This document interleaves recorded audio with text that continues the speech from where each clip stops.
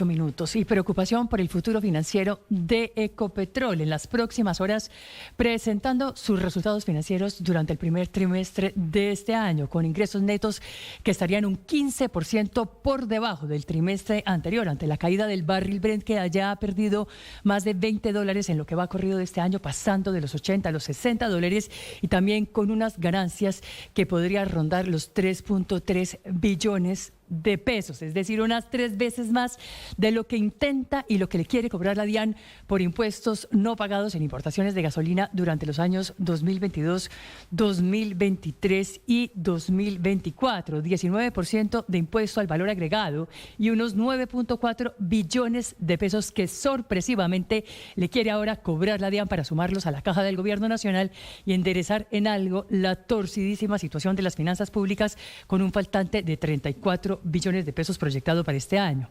Zarpazo, empero, a costa de la principal empresa del país, cuya acción se desplomó ayer 2% en la Bolsa de Valores de Colombia y más de 3% en la Bolsa de Nueva York, donde cotiza con sus ADRs, American Depositary Receipts, que han perdido más del 50% de su valor desde que llegó el presidente Gustavo Petro al poder, pasando de $13.84 el 7 de agosto de 2022 hasta los $7.88 en los que cerró el día de ayer, y tras una caída adicional del 3% en respuesta a lo que intenta hacer el gobierno con la gallina de los huevos de oro y los 9.4 billones que ahora le quiere sacar, es decir, $2.200 millones aproximadamente, por no haber pagado el 19% del impuesto al valor agregado en importaciones de gasolina durante los últimos 3 años. Sanción que, además de aceptar la propia Ecopetrol, significa declararse culpable del delito de defraudación o evasión fiscal, y por lo tanto facultaría a la DIAN para denunciar penalmente a los responsables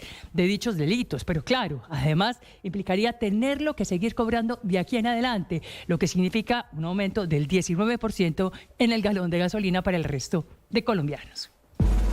Camila Carvajal es periodista. Está en Mañanas Blue. 6 de la mañana, 40 minutos. El país sigue en emergencia sanitaria por el brote de fiebre amarilla, como una medida que se tomó para, entre otras cosas, acelerar la vacunación contra esa enfermedad que es transmitida por un mosquito, sobre todo en las zonas de riesgo, las de altas temperaturas o las selváticas. El gobierno tiene la meta de vacunar a la población en riesgo, dijo que lo haría en 2 meses, y una vez más el ministro de Salud, Guillermo Alfonso Jaramillo, insiste en que hay vacunas suficientes para eso, pues en las últimas horas la canciller Laura Sarabia le agradeció a la isla de Cuba una donación de 2.000 dosis, 2.000 vacunas contra la fiebre amarilla, que van a ser administradas, entregadas por el Ministerio de Salud de Colombia. El agradecimiento vino acompañado por una carta en la que lo que queda en evidencia es que fue Colombia la que pidió las vacunas. Comillas, con relación a la solicitud recibida el 25 de abril por la emergencia sanitaria declarada en Colombia por el brote de fiebre amarilla, tenemos a bien comunicarle que nuestro Ministerio de Salud Pública nos informa la posibilidad de realizar un donativo de 2.000 dosis, cierro comillas. Eso dice la carta con la que se confirma que Colombia le pidió vacunas a Cuba. La que va a entregarse, la que se va a distribuir con estas 2.000 dosis, es una vacuna fabricada por el Instituto de Tecnología e Inmunobiológicos de Brasil. 2.000 dosis que son apenas necesarias para vacunar a unos pocos de un barrio o algunas personas de una ciudad determinada, pero que hay que poner la lupa en cómo se está haciendo la vacunación, sobre todo en las zonas en riesgo. Hoy en Colombia, según el último reporte del Instituto de Salud, van 85 casos de fiebre amarilla en todo 2024 y lo corrido de 2025. De esos 85 casos, 38 son personas fallecidas. Si miramos el indicador solo este año, 2025, hasta el 1 de mayo, se han reportado 62 casos confirmados de fiebre amarilla. María Camila Orozco es periodista. Está en Mañanas Blue.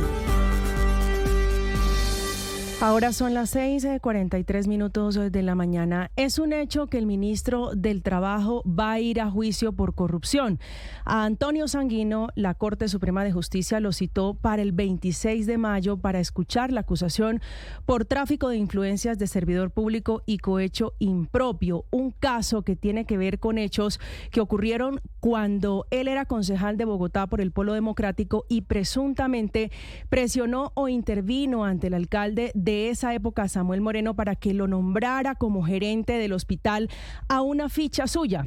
a Liliana Paternina Macea, esto en el año 2008. A esa conclusión llegó la Fiscalía y ahora la Corte Suprema de Justicia por los testimonios del secretario de Salud de entonces, Héctor Zambrano, y del contratista y testigo estrella del carrusel de la contratación en Bogotá, Julio Gómez. Los dos testigos han contado cómo convirtieron por lo menos 14 hospitales públicos en la piñata o en la caja menor de algunos concejales. En el caso de Sanguino, dicen que participó supuestamente en reuniones para acordar la adjudicación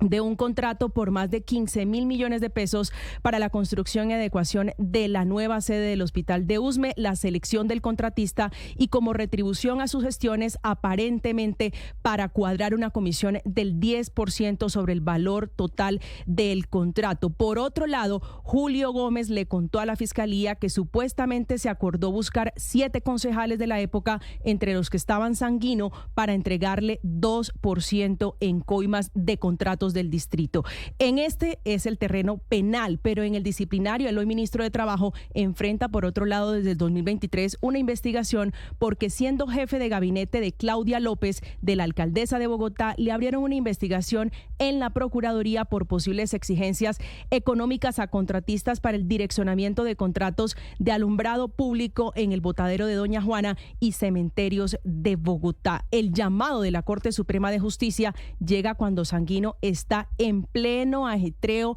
para sacar adelante la consulta popular que le ha encargado el presidente Petro y de la que él junto a Benedetti es doliente. Aunque Benedetti sigue enredado jurídicamente, sí se liberó de ir a juicio por uno de los delitos menores porque concilió con la exdirectora del ICBF, se terminó retractando y salvándose así de ir a juicio. Se convierte entonces Sanguino en el segundo ministro del gobierno del presidente Gustavo Petro en tener serias complicaciones con la justicia en Colombia. ¿Estás